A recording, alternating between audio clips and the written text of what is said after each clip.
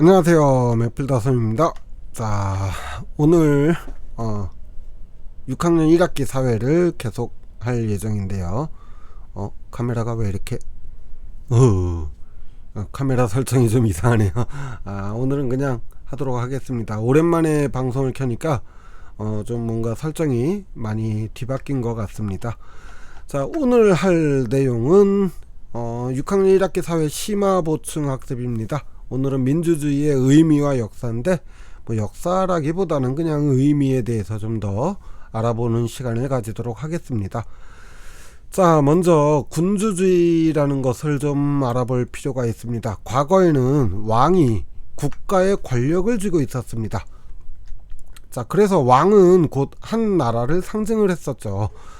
따라서 왕이 죽으면 아무리 어려도 그 왕의 아들 혹은 동생이 뒤를 이어서 왕이 되는 것이 당연했었습니다.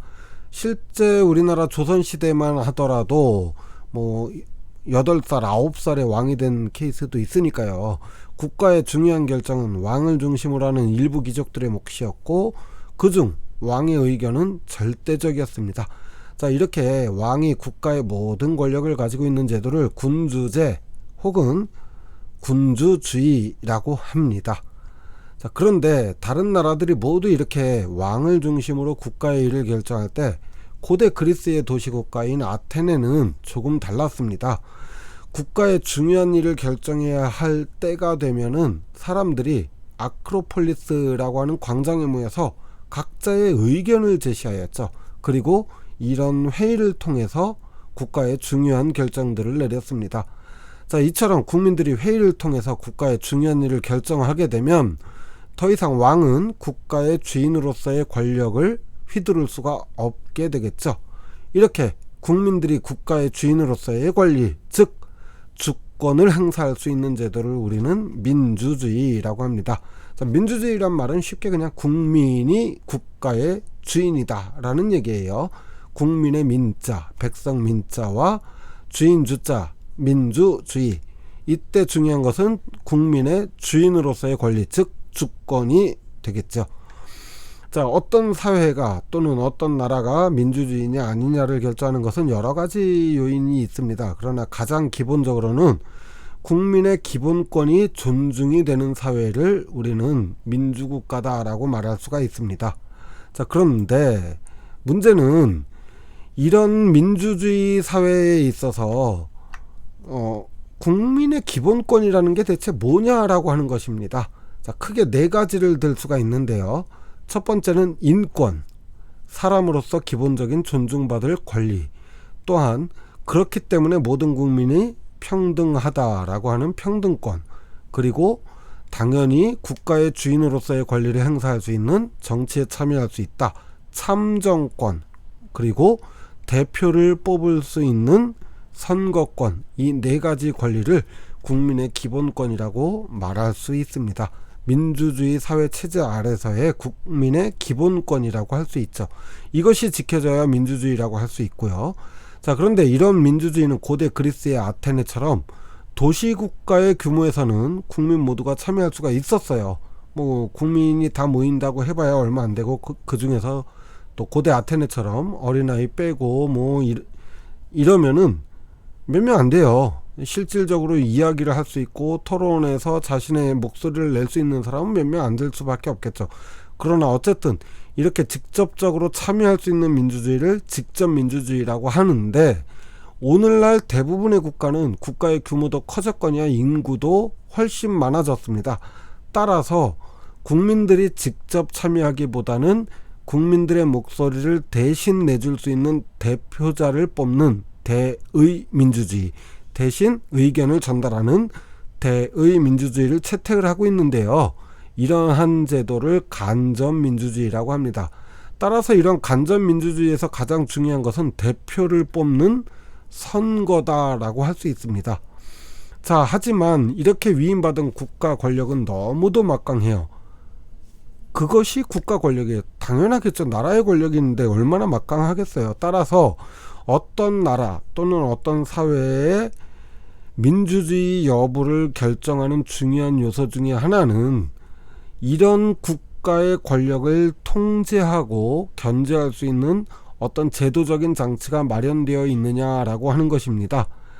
자, 이것을 우리는 삼권 분립을 통해서 하고 있다라고 했었죠.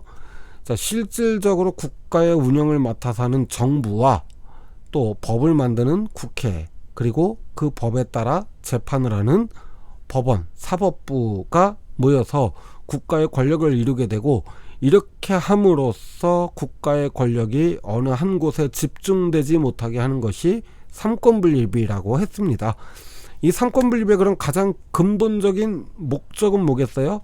국민의 기본권을 지킨다라는 겁니다. 쉽게 말해서 국민의 자유와 평등, 자유와 권리를 지켜주는 것이다 라고 할 수 있겠죠. 자, 그렇다면 우리나라 민주주의는 이런 척도를 기준으로 보았을 때 어느 정도 될까요? 영국의 조사기관은 매년 각 나라의 민주주의 지수를 조사해서 발표를 하곤 합니다. 자, 그런데 그렇다면은 167개 국가 정도를 조사를 하는데요, 우리나라는 몇 위쯤 될까요? 자, 작년에 발표한 자료입니다. 작년 발표에 따르면은 우리나라는 세계 23위로 민주주의 지수가 나타나고 있습니다. 자, 1위부터 20위까지를 완전한 민주주의 국가다라고 인정을 하고 있고요, 20위부터 30위까지는 부분적인 민주주의가 이루어지고 있는 나라다라고 하고 있는데, 우리나라는 그 중에 23위를 차지하고 있습니다. 우리나라의 이러한 평가 지수의 원인을 보면은 대부분의 항목에서 9점대를 기록을 하고 있습니다. 그런데 국민들의 정치 참여 비율이 다소 낮아서 그래서 이제 뭐 평가 지수를 좀 낮춘 원인이 된다라고 합니다. 그런데 우리나라는 일본보다는 높아요. 일본이 우리나라의 뒤를 이어서 24위, 그리고 미국이 25위입니다. 이렇게 보니까 우리나라 민주화 지수 대단하죠. 자, 그런데 여기서 만족할 수는 없겠죠. 완전한 민주주의인 20위권 안으로 진입을 해야 되겠죠. 자, 그렇지만 우리나라의 이런 미국과 일본보다도 높은 민주주의 지수는 거저 얻어진 것이 아닙니다. 우리뿐만 아니라 세계 모든 나라들이 오늘날과 같은 민주주의 사회를 이루기 위해서는 수많은 국민들의 피와 땀과 희생과 눈물이 있었기 때문에 가능한 것이었죠. 이런 우리 앞선 세대들의 피땀 어린 노력이 있었기에 우리는 오늘날의 민주주의를 이룩할 수 있었던 것입니다. 자, 그런데 말씀드렸다시피 우리가 여기에서 머무르면 안 되죠. 더 발전시켜서 완전한 민주주의 사회로 계속해서 발전을 해 나가야 될 것입니다. 그렇다면은 우리나라의 민주주의 지수를 낮추는 원인이 되는 것이 무엇인가라는 것을 알아봐야 되겠죠. 그것은 바로 앞에서 살펴본 대로 국민들의 정치 참여 지수였습니다. 자, 이걸 극복하기 위해서는 국민들이 주인의식을 가지고 정치에 관심을 가져 잘못된 정치를 하는 정치인에 대해서는 선거로서 국민들의 마음을 보여주고, 국회의원뿐만 아니라 정치를 하는 사람들, 뭐 정부라든지 이런 잘못된 행동에 대해서 면밀히 감시를 하고 선거 결과가 그대로 반영이 되어야 하는 것입니다. 자, 그렇게 되었을 때 정치를 하는 사람들은 국민들을 두려워하게 돼요. 왜? 잘못하면 다음 때에 표를 못 얻으니까. 정치하는 사람들이 가장 무서워하는 것이 표입니다. 따라서 우리나라의 민주주의를 발전시키기 위해서는 국민들이 이 정도로 정치에 관심을 가지고 있고 지켜보고 있고 선거로서 그 결과에 따라서 심판을 한다라는 것을 보여줘야 하는 것입니다. 자, 이러한 민주주의는 하루아침에 갑자기 만들어질 거나 찾아오는 것이 아니에요. 국민 모두가, 우리 학생들 한 사람 한 사람, 선생님들 한 사람 한 사람, 국민 모든 사람들이 일상생활에서 개인의 소중함을 인식하고 존중하면서, 자, 개인의 소중함을 인식하고 존중한다. 인권이죠. 이것이 민주주의의 가장 기본이 되고, 평등, 이것이 가장 기본이 되는 것입니다. 그러기 위해서는 우리 사회에 있는 아주 사소한 혐오와 차별을 배제하고 모두가 다 같이 서로의 의견에 공감하며 귀를 기울이고 합리적 선택을 해 나아갈 때 우리 사회는 민주주의로 한 걸음씩 더 나아갈 수 있다라고 할 것입니다. 자, 민주주의 지수에서 매년 세계 1, 2위를 놓치지 않는 노르웨이 주한 노르웨이 대사인 이름이 좀 어렵네요. 톨비오른 힐테라고 하는 분이 계십니다.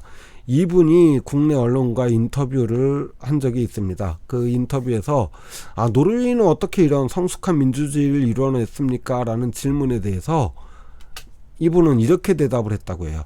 민주주의는 어느 날 갑자기 혁명처럼 이루어지는 것이 아니다.